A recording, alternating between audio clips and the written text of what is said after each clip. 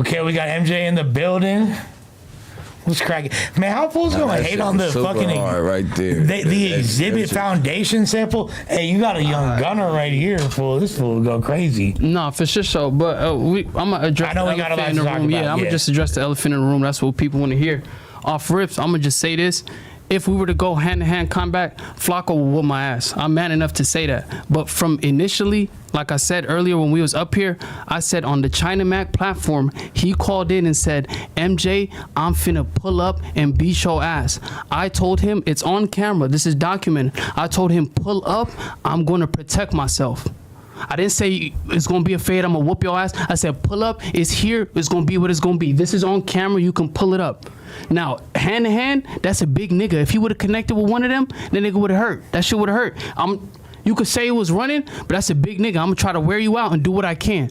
So off rips, I did say strategically it made sense to try to wear out somebody. I'm gonna say this on camera. I don't want the ego, or I didn't want to come off as uber gangster or nothing like that. He said he was gonna pull up and do something to me. I said I'm gonna protect myself. Cool, that's another point. But him saying he reached out an opportunity to me and he did this and that, if that was the case, that would have been beautiful to be embraced by my other African. That would have been beautiful, but that was never the case. It's always been black bone. Like I told y'all up here, he's the one who took a picture of a starving African child and depicted it and said, this starving Somalian. We're African. You saying Somalian like you're trying to identify between Western and Somalian, not starving African, starving Somalian. That type of shit hurt. So off rips, I'm gonna address that elephant in the room. Yeah, so ultimately, you were never really looking for a physical confrontation from it. No, you wanted a conversation. No, I've been wanting to sit with bro. Even with the Rick situation, he said I spoke about him. He said something first. Why would I not want to sit with bro? He went on his cameras and took shot at me. Now, Flakko was pretty adamant that you told him, like, pull up, motherfucker, I'm going to be here all night, whoop-de-whoop-de-whoop. Admittedly, I can't remember the intricacies of y'all's back and forth from about 37 or whatever minutes ago, because it was, so close to the heat of the moment. Can you bring something up? Can you bring a video up by any chance? What? China AZ, look at me. You can't put that on AZ. I don't got nothing to do with AZ, bro. Don't worry about the chat. No. I'm AZ. I ain't shit. Ain't nobody went out shit. Can't say nothing about her. Niggas, like I said, can you pull up the video real quick with China Mac and MJTV? I don't even know about that shit. When y'all, the phone call thing? Yeah. Do you got the timestamp? It's literally towards the end. If you just type MJTV, China Mac, Flakko. Do you feel like I never made threats to him first? Because like he was pretty adamant about, like, he just said that on the pod. He's like, look, this fool was saying, like, pull up, I'm a beat. Nah, that's why this video is gonna show you. From back then, he was mad at the fact that I'm on an opportunity with China Mac and ODM. I'm talking about the same shit I was just saying, not without the vulgarness. Like, damn, he talk about American Cholo, he doing this, he doing that. I wasn't liking that. That's all I said. He was like, damn, y'all platformed MJTV. Look at the clips. They click with it.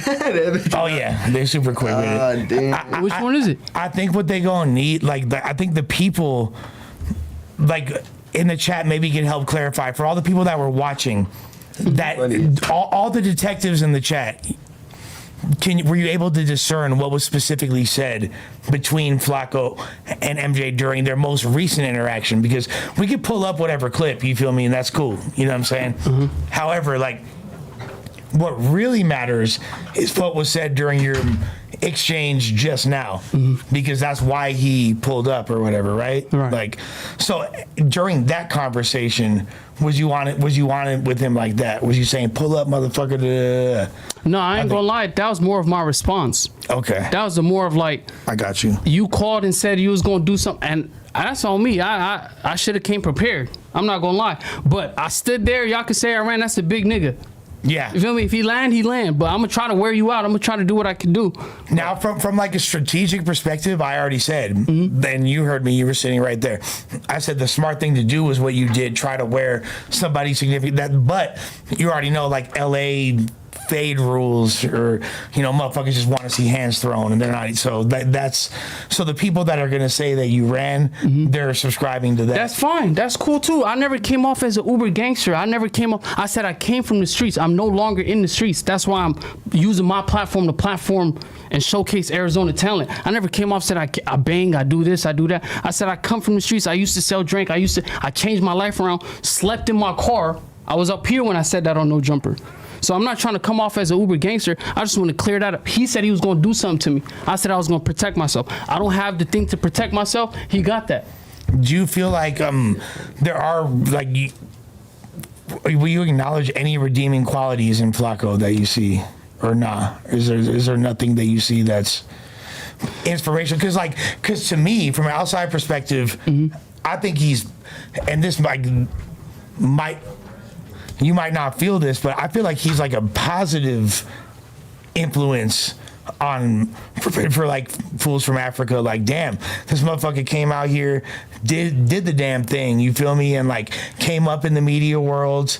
He's an original voice. Yeah, he pisses a lot of people off, but he's good at what he does. Is there any acknowledgement of that? Or I mean, because when you say that, then I have to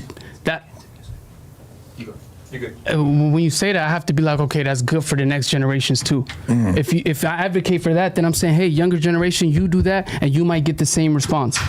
But that might not be the same response. It might get trickier than that, right? They might not have these same opportunities, and they might not be privileged enough to be able to get away from situation. So if you're making clips like that and they know that's gonna work, the younger generation might want to take that route. So yeah, he's doing the shit, it's working, but again, my whole shit is about the younger generation platforming Arizona artists.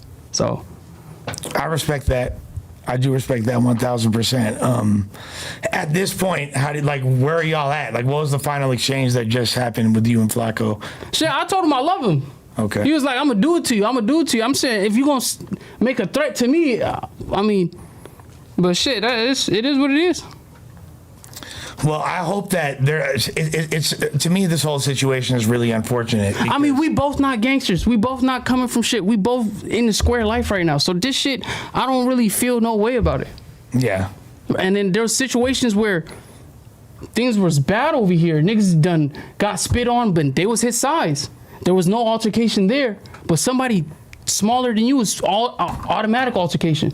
But saliva and things can be transfer between another, and there's no fight there. But you can admit, like there's been a lot of, he's not the same person he was when he first moved out to LA. He's grown, just like I can say the same about you.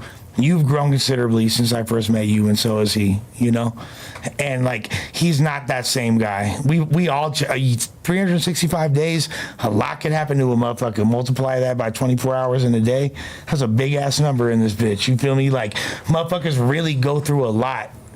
And he's at a different, no one can say that Flakko is afraid to fight. No, and I'll acknowledge that. You feel me? He's not. He pulls up to handle his scandal. Yeah, for sure. Even with your situation, I gave him his situation for sure. I even said, that's cool. You gonna do that.